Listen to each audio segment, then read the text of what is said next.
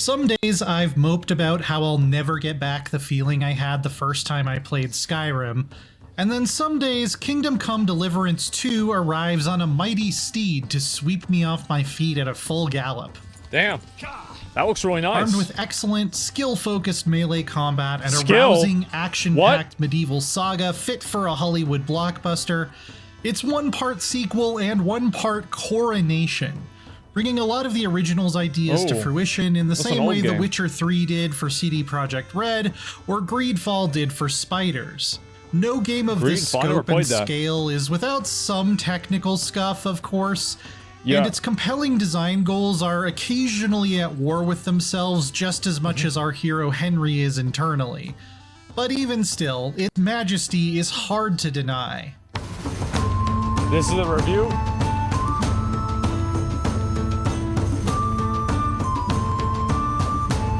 This tragic tale picks up almost immediately where Kingdom Come Deliverance left off back in 2018, though I don't necessarily think you need to have played the first one to get up to speed, thanks to the main plot being relatively easy to follow, and most of the callbacks being well explained as they happen. Yeah. There are foreign armies rampaging through Bohemia, the king is in captivity, God knows where, and here we are in the middle of it all, carrying an important document. Henry, a blacksmith's son turned unlikely warrior, is thrown into the middle of dynastic politicking and bloodshed played out by a diverse and complex cast, including your boisterous fail son of a liege lord and some truly memorable entrances from real historical figures that I don't want to spoil. Oh, that's cool. Quiet, monk. You'll just spoil the rest of our trip. The star that shines brightest across this expanse of countryside, though, is the city of Kuttenberg. I can't speak about this place in terms any less flattering than to say that it might be one of the wonders of the modern RPG world. I don't think I've ever walked the streets of a virtual medieval city that feels this huge, detailed, and most importantly, alive. The layout is based largely on the actual town that still stands today. Wait, what? With parts of it following the modern street grid almost exactly. Damn! It's a wonderful place to simply wander around and discover all kinds of urban Is this what happens when the dev gives a fuck about their own game? You tell me it was this easy all along? Really? From resolving a dispute between two rival sword schools to hunting down a grisly serial killer. Uh-oh. Yes, some of the NPCs obviously share the same voice actor, and others even share the same face, including important side characters. Look, people care about that. Genshin Impact wouldn't be popular. Nobody cares. Which can be particularly jarring. But it's hard to get too hung up on that in a place like this. When I first arrived here, I was already more than 40 hours into my 120-hour journey, and I spent multiple in-game days gleefully shopping for the sickest duds and best armor I could afford. And that's what arriving in a huge regional capital should make me want to do. You see? I knew we'd make a deal. Nice, so you can barter. The quest variety is what impressed me most of all, and that extends beyond just Kuttenberg. Very rarely are you simply sent to kill some bandits or carry a package to the next town, at least without some kind of interesting twist, moment of emotional turmoil, or decision built in. Ooh, just kill his ass. There are around 100 quests in total, and having done nearly all of them, practically every single one was memorable enough that it would stand out as a highlight. See, like, this is what they always need to do. They need to get people that review games like this that give a fuck about the type of game. I hate it whenever they get people to review games and they don't even like these kinds of games. It's like you have me review FIFA. I say it sucks. No, it doesn't. I just don't like FIFA. Lesser RPG. We won't tell nobody nothing. We never saw you here. Admittedly, some were better in concept than in execution. There was one I stumbled onto completely by accident that took me deep underground and turned my sword-swinging adventure into a horror movie. Oh, it's like Dark and Darker. Ended up being far too short for the dread to really set in. All the same, I never felt like doing side quests ever became a chore, because I knew each one would be its own little complete episode of the adventures of Henry, stuffed with quality writing and unique objectives. It's a testament to how consistently strong they were that 120 hours did not feel way too long to me. Wow. Along the way are expansive, breathtakingly beautiful landscapes spread out over 2 open world maps, both of which are chock This looks really nice. I mean, the visuals for this are amazing. Full of meticulous. See, this is why we got that 8K bitrate now. Like, I got shit upgraded now, and so like we're gonna be streaming this at 8K. Researched details of late medieval Bohemian life. There isn't a ton of variety in terms of geography. It's all wooded hills and meadows for the most part, but that's what the region looks like in real life. That's right. It's big enough to get lost in, and the contrast between villages and open wilderness varies things up nicely enough. Quick! I did find it rather odd that you can't go into any of the churches though, since those would be near the top of my list if I were planning a tourist trip through 1400s Europe. Yeah.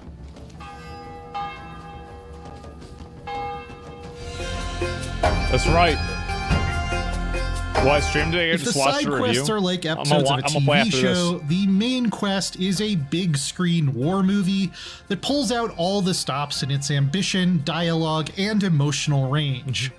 Parts of it made me cheer, parts of it actually brought me to tears. I never cried over a video game. I have, but it's because I got mad at the game. Bit of a rude awakening.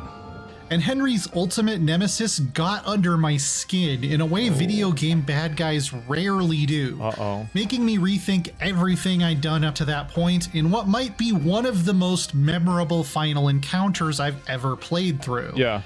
It's mature without being edgy. It drips with historical authenticity, and it has interesting questions to ask you about what it means to be a hero or a villain. Damn. It's somewhat unfortunate then that Kingdom Come Deliverance 2 is both a mostly linear medieval action drama and an open world sandbox, and those two concepts don't always play well together. I'm going to skirt around spoilers the best I can, but I need to give you a specific example of the worst experience I had. Okay. I need to tell you about the Hungarian camp. In one of the late game areas, there's a military camp set up by King Sigismund, the evil conquering tyrant you've been opposing since the first hour of the first game. Well, it sounds like an asshole, right? Big sticker away right now. Oh. I, of course, tried to assault it by myself the second I got there. There you go. Yeah. And was immediately put down like a dog. Fair enough.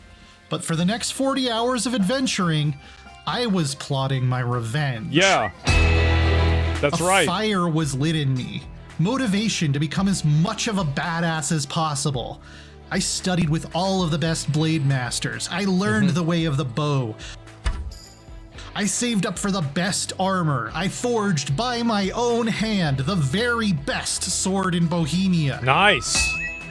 Look how long it is. Next time I showed up at that camp, things were going to be different.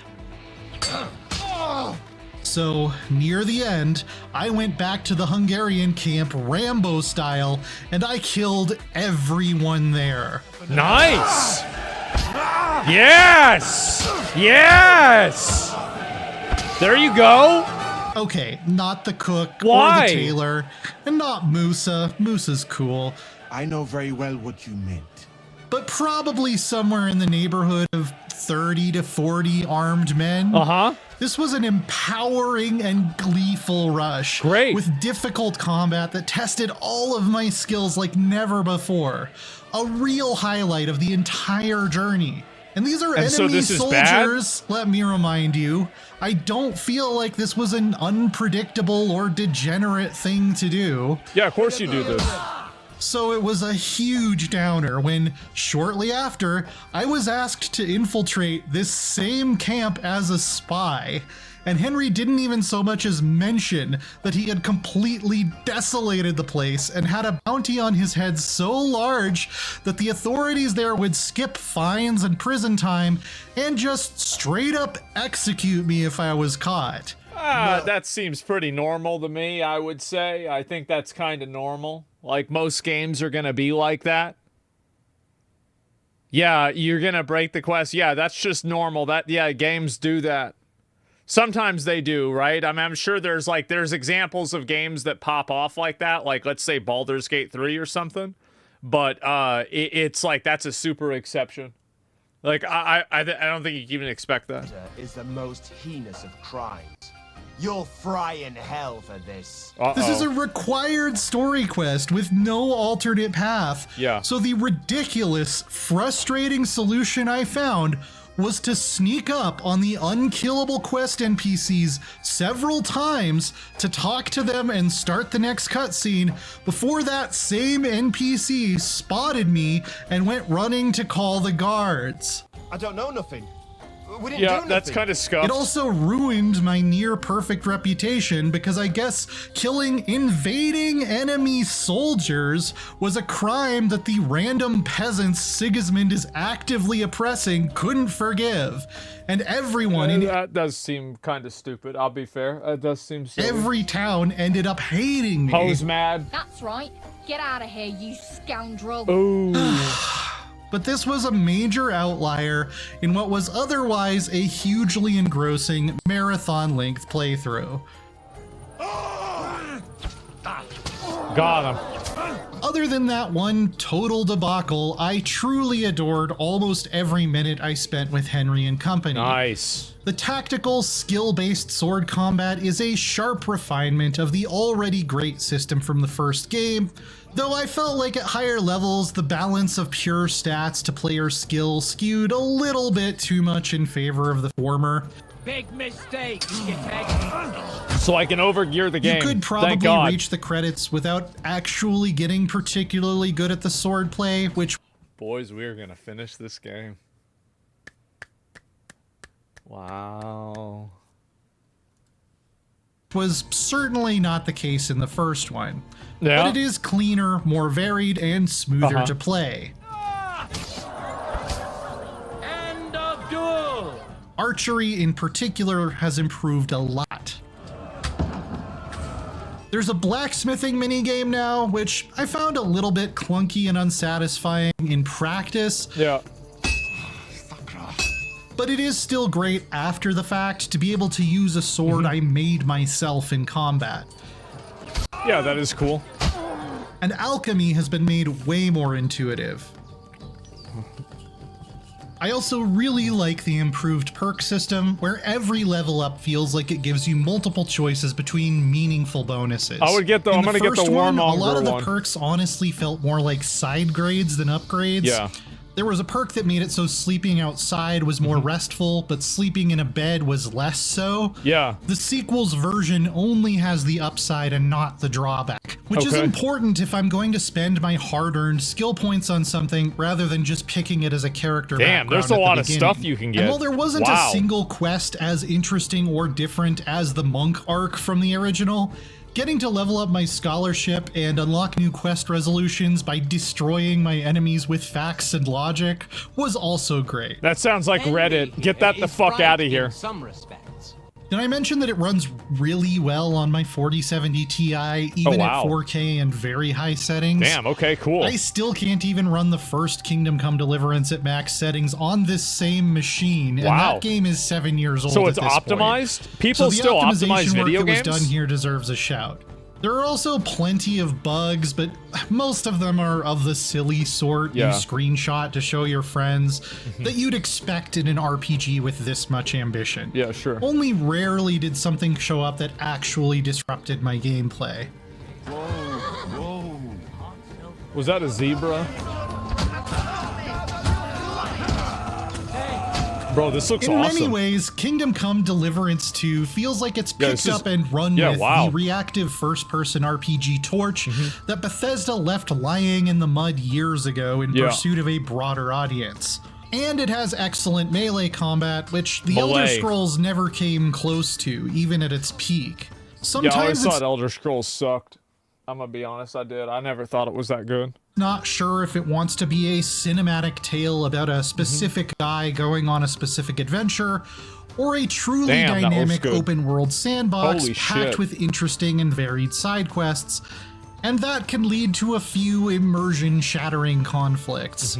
But most of the time, leaning into one doesn't get in the way of the other, and you're free to go on any of its many optional adventures along the way to a thought-provoking and rousing finale for the main plot. Okay, cool. I was delighted to get lost in its world, and it will be a long time before I forget its exceptional story. 9! Damn! For more historical swordplay, check out our reviews of Ninja Gaiden 2 Black and Dynasty Warriors Origins. And for everything else, stick with IGN. Thank God they had somebody fucking review the game that actually liked the game. It's like, hey, we had a guy that hates video games review this game. He doesn't like this one. It's bad. Yeah, there you go. Man. As good as Veilguard? Yeah, it's as good as Veilguard. The same guy reviewed Dragon Age. Well, hey, hopefully a stopped clock, right?